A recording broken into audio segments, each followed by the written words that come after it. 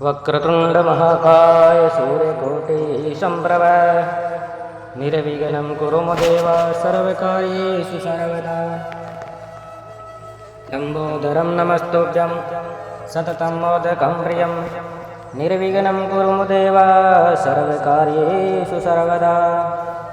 देवी प्रपन्नार्थि हरे प्रसीद प्रसीद माता जगतोऽखिलस्य प्रसीद विश्वेश्वरि पाहि विश्वं त्वमेश्वरी देवी चराचरस्य।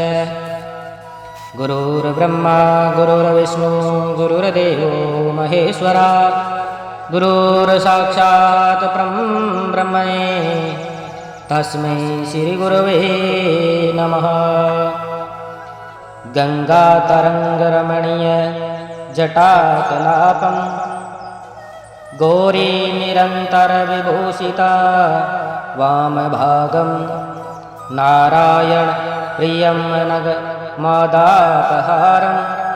वाराणसीपुरपतिं भज श्री विश्वनाथं।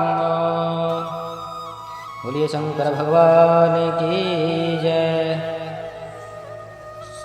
श्री शिव महापुराण रुद्र संहिता सृष्टिखंड अथ 12वां अध्याय। भगवान शिव की श्रेष्ठता तथा उनके पूजन की अनिवार्य आवश्यकता प्रतिपादन। नारद जी बोले, हे ब्राह्मण, आप धन्य हैं क्योंकि आपकी बुद्धि भगवान शिव में लगी हुई है। आप पुनः इसी विषय का सम्यक प्रकार से विस्तार पूर्वक मुझे वर्णन कीजिए। ब्रह्मा जी बोले, हे तात, एक समय की बात है, कमल से उत्पन्न होने वाले मैंने चारों ओर से ऋषियों और देवताओं को बुलाकर प्रेम पूर्वक सुंदर और मधुर वाणी में कहा, यदि आप सब नित्य सुख प्राप्त करने की इच्छा रखते हैं और नित्य अपने मनोरथ की सिद्धि चाहते हैं तो मेरे साथ क्षीर सागर के तट पर आएं। इस वचन को सुनकर वे सब मेरे साथ वहां पर गए जहां सर्व कल्याणकारी भगवान विष्णु निवास करते हैं। वहां पर जाकर सभी देवता भगवान जगन्नाथ देव देवेश्वर जनार्दन विष्णु को हाथ जोड़कर प्रणाम करके खड़े हो गए। ब्रह्मा आदि उन उपस्थित देवताओं को देखकर मन में शिव के चरण कमल का स्मरण करते हुए विष्णु कहने लगे। विष्णु बोले, हे ब्रह्मा जी, देवों और ऋषियों, आप लोग यहाँ किस लिए आए हुए हैं? प्रेम पूर्वक सब कुछ कहें। इस समय कौन सा कार्य आ पड़ा? ब्रह्मा जी बोले, भगवान विष्णु के द्वारा ऐसा पूछने पर मैंने उन्हें प्रणाम किया और उपस्थित उन सभी देवताओं से कहा कि इस समय आप सबके आने का क्या प्रयोजन है, इसका निवेदन आप सब करें। देवता बोले, हे विष्णु, किसकी सेवा है जो सभी दुखों को दूर करने वाली है, जिसको कि हमें नित्य करना चाहिए। देवताओं का यह वचन सुनकर भक्तवत्सल भगवान विष्णु देवताओं सहित मेरी प्रसन्नता के लिए कृपा पूर्वक यह वाक्य कहने लगे। श्री भगवान बोले, हे ब्राह्मण, देवताओं के साथ आपने पहले भी इस विषय में सुना है, किंतु आज पुनः आपको और देवताओं को बता रहा हूँ। हे ब्राह्मण, अपने अपने कार्यों में संलग्न समस्त देवताओं के साथ आपने जो देखा है और इस समय जो देख रहे हैं उसके विषयों में बार बार क्यों पूछ रहे हैं? सभी दुखों को दूर करने वाले शंकर जी की ही सदा सेवा करनी चाहिए। यह बात स्वयं ही उन्होंने विशेषकर मुझसे और ब्रह्मा से भी कही थी। इस अद्भुत दृष्टांत को आप सब लोगों ने देखा है, अतः सुख चाहने वाले लोगों को कभी भी उनका पूजन नहीं छोड़ना चाहिए। देव देवेश्वर भगवान शंकर के लिंग मूर्ति रूप महेश्वर का त्याग करके अपने बंधु बांधुओं सहित तार पुत्र नष्ट हो गए। शिव की आराधना का परित्याग करने के कारण वे सब मेरे द्वारा माया से मोहित कर दिए गए और जब वे शिव की भक्ति से वंचित हो गए तब वे सब नष्ट और ध्वस्त हो गए। अतः हे देव स्तंभ लिंग मूर्ति धारण करने वाले भगवान शंकर की विशेष श्रद्धा के साथ सदैव पूजा और सेवा करनी चाहिए। शिवलिंग की पूजा करने से ही देवता दैत्य हम और आप सभी श्रेष्ठता को प्राप्त कर सकते हैं। हे ब्राह्मण, आपने उसे कैसे भुला दिया है, इसलिए जिस किसी भी तरह से भगवान शिव के लिंग का पूजन नित्य करना ही चाहिए। हे ब्राह्मण, सभी मनोरथों की पूर्ति के लिए देवताओं को भगवान शिव की पूजा करनी चाहिए। वह मनुष्य के जीवन की बहुत बड़ी हानि है, वही उसके चरित्र का बहुत बड़ा छिद्र है, वही उसकी अंधता और वही मूर्खता है। जिस मुहूर्त अथवा क्षण में मनुष्य शिव का पूजन नहीं करता है, जो शिव भक्त परायण है, जो शिव में अनुरक्त चित्त वाले हैं और जो शिव का स्मरण करते हैं, वे दुख के पात्र नहीं होते। जो महाभागा मन को अच्छे लगने वाले सुंदर सुंदर भवन, सुंदर आभूषणों से युक्त स्त्रियां, इच्छानुकूल धन, पुत्र आदि संतति, निरोग शरीर, अलौकिक प्रतिष्ठा, सर्वलोक सुख, अनंत काल में मुक्ति लाभ तथा परमेश्वर की भक्ति चाहते हैं, वे पुनर्जन्म कृत पुण्यादि के कारण सदा शिव की अर्चना किया करते हैं।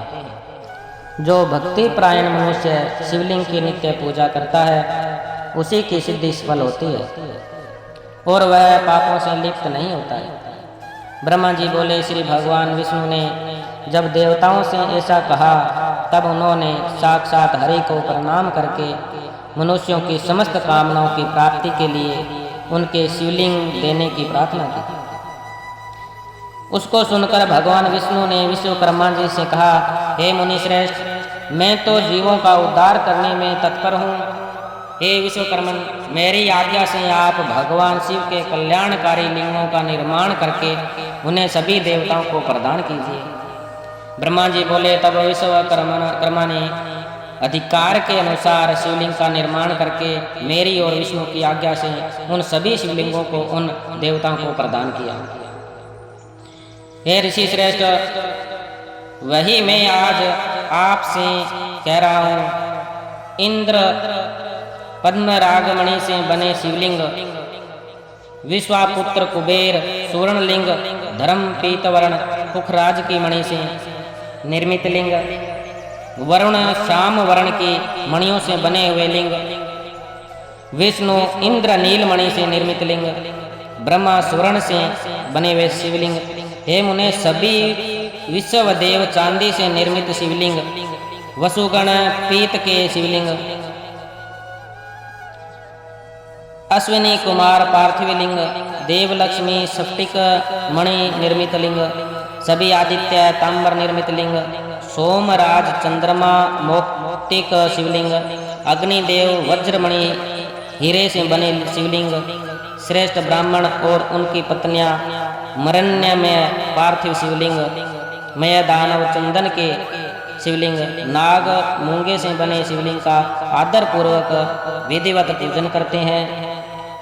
देवी दुर्गा मक्खन से बने हुए शिवलिंग, योगी भस्म निर्मित शिवलिंग, यक्ष दधि निर्मित शिवलिंग तथा छाया चावल के आटे से पिट्ठी से बने हुए शिवलिंग की विधिवत पूजा करती हैं। ब्राह्मणी देवी रत्नमय शिवलिंग की पूजा करती है।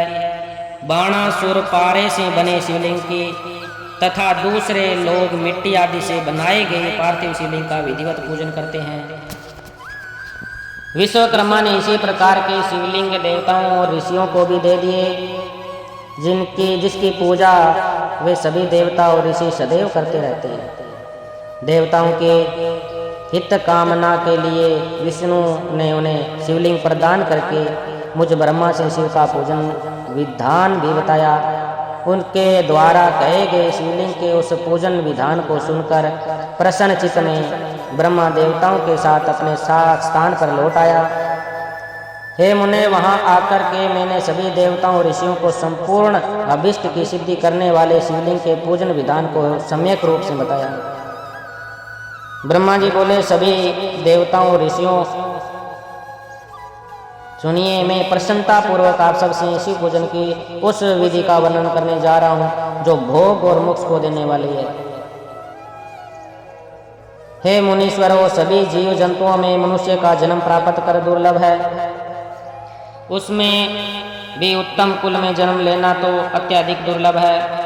उत्तम कुल में भी सदाचारी ब्राह्मण के यहाँ जन्म लेना अच्छे पुण्यों से ही संभव है। अतः भगवान सदाशिव की प्रसन्नता के लिए सदैव सब वर्णाश्रम विहित कर्म करते रहना चाहिए। जिस जाति के लिए जो सत्कर्म बताया गया है उस कर्म का उल्लंघन नहीं करना चाहिए। जितनी संपत्ति हो उसके अनुसार दान कर्म करना चाहिए। कर्ममय शास्त्रों यज्ञों की अपेक्षा तप यज्ञ श्रेष्ठ है। शास्त्रों तप यज्ञों की अपेक्षा जप यज्ञ का महत्व अधिक है। ध्यान यज्ञ से बढ़कर जो कोई वस्तु ही नहीं। ध्यान ज्ञान का साधन है, क्योंकि योगी ध्यान के द्वारा अपने इष्ट देव एक रस सदाशिव का साक्षात्कार करता है। भगवान सदाशिव सदैव ध्यान यज्ञ में तत्पर रहने वाले उपासक के सानिध्य में रहते हैं जो विज्ञान से संपन्न हैं। उनकी शुद्धि के लिए किसी प्रायश्चित आदि की आवश्यकता नहीं है। हे ब्राह्मण, जो ब्रह्मविद विशुद्ध ब्रह्म विद्या के द्वारा ब्रह्म साक्षात्कार कर लेते हैं, उन्हीं क्रिया सुख दुख धर्म अधर्म जप होम ध्यान और ध्यान विधि को जानने तथा करने की आवश्यकता नहीं है। वे सब विद्या से सदा निर्विकार रहते हैं और अंत में ही अमर हो जाते हैं। इस शिवलिंग को परमानंद देने वाला विशुद्ध कल्याण स्वरूप अविनाशी निष्कल सर्वव्यापक तथा योगियों के हृदय में अवस्थित रहने वाला जानना चाहिए। शिवलिंग दो प्रकार का बताया गया है, ब्रह्म और अभ्यंतर। बारह लिंग को स्थूल एवं अभ्यंतर को लिंग को सूक्ष्म माना गया है। जो कर्म यज्ञ में तत्पर रहने वाले हैं वे स्थूल लिंग की अर्चना में रत रहते हैं।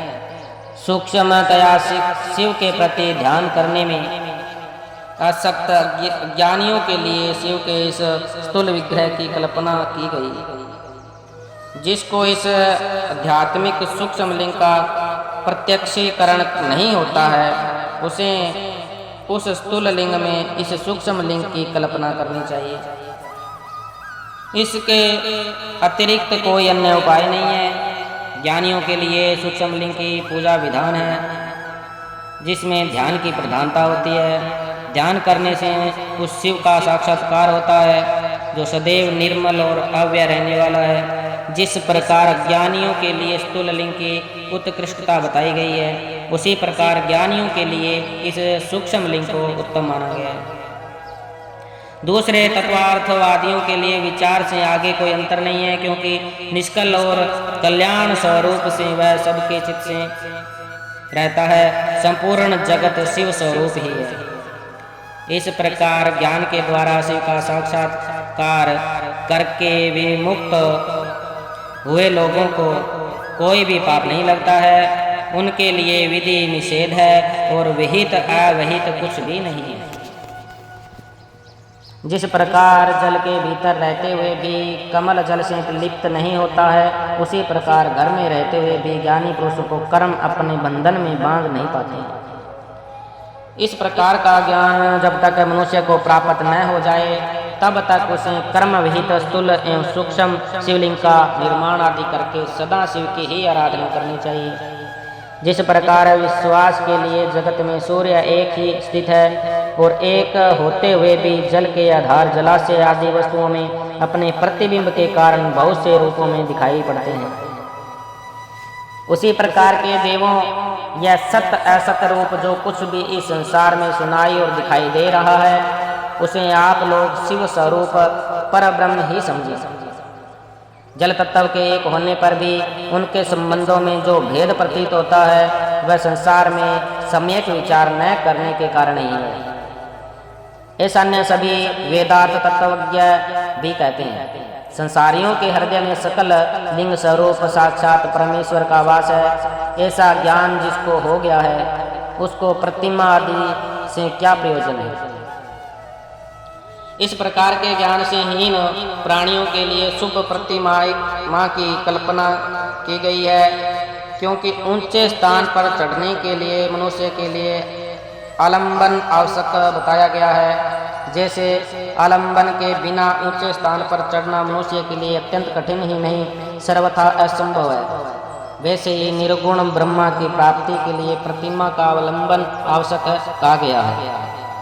सगुण से ही निर्गुण की प्राप्ति होती है, ऐसा निश्चित है। इस प्रकार सभी देवताओं की प्रतिमाएं उन देवों में विश्वास उत्पन्न करने के लिए होती है। ये देव सभी देवताओं से महान है, इन्हीं के लिए यह पूजन का विधान है। यदि प्रतिमा न हो तो गंध चंदन पुष्प आदि की आवश्यकता किस कार्य सिद्ध के लिए रह जाएगी। प्रतिमा का पूजन तब तक करते रहे जब तक विज्ञान परम ब्रह्म परमेश्वर का ज्ञान प्राप्त नहीं हो जाता। बिना ज्ञान प्राप्ति के लिए ही जो प्रतिमा का पूजन छोड़ देता है उसका निश्चित ही पतन हो जाता है। हे ब्राह्मणों, इस कारण आप लोग परमार्थ रूप सुने। अपनी जाति के अनुसार शास्त्रों में जो कर्म बताया गया है उसे प्रयत्न पूर्वक करना चाहिए। जहाँ जहाँ जैसी भक्ति हो वहाँ वहाँ तदनुरूप पूजन आदि कर्म करना चाहिए, क्योंकि पूजन दान के बिना तो दूर नहीं होता। जब तक शरीर में पाप रहता है तब तक सिद्धि की प्राप्ति नहीं होती। पापों के दूर हो जाने पर उसका सब कुछ सफल हो जाता है।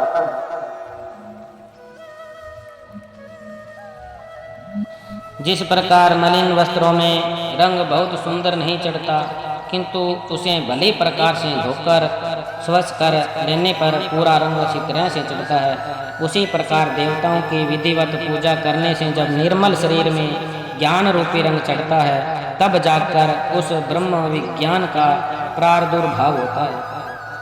विज्ञान का मूल अनन्य भक्ति है और ज्ञान का मूल भी भक्ति ही कही गई जाती है। भक्ति का मूल सत्कर्म और अपने इष्ट देव आदि का पूजन है और उसका मूल सतगुरु कहे गए हैं, और उन सतगुरु का मूल सत्संगति है। सत्संगति से सतगुरु को प्राप्त करना चाहिए।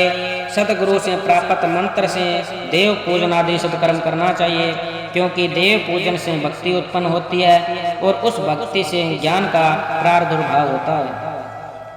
ज्ञान से परम ब्रह्म के प्रकाश विज्ञान का उदय होता है। जब विज्ञान का उदय हो जाता है तब भेद बुद्धि नष्ट हो जाती है। समस्त भेदों के नष्ट हो जाने पर द्वंद्व दुख भी नष्ट हो जाते हैं। द्वंद्व दुख से रहित हो जाने पर वह साधक शिव रूप हो जाता है। हे देव ऋषियों, द्वंद्व के नष्ट हो जाने पर ज्ञानी को सुख दुख की अनुभूति नहीं होती है और विहित अविहित का प्रपंच भी उसके लिए नहीं रह जाता। इस संसार में ऐसा गृहस्थ आश्रम रहित प्राणी विरला ही होता है। यदि लोक में कोई हो तो उसके दर्शन मात्र से ही पाप नष्ट हो जाते हैं। सभी तीर्थ देवता और मुनि भी उस प्रकार के परम ब्रह्ममय स्वरूप परम ज्ञानी की प्रशंसा करते हैं। वैसे न तो तीर्थ है, न मिट्टी और न पत्थरों से बने देवता ही है। वे तो बहुत समय के बाद पवित्र करते हैं, किंतु विज्ञानी दर्शन मात्र से पवित्र कर देते हैं। जब तक मनुष्य गृह आश्रम में रहे तब तक प्रेम पूर्वक उसे 5 देवताओं गणेश, सूर्य, विष्णु, शिव तथा देवी और उनमें भी सर्वश्रेष्ठ भगवान सदाशिव की प्रतिमा का पूजन करना चाहिए, अथवा मात्र सदाशिव की ही पूजा करनी चाहिए।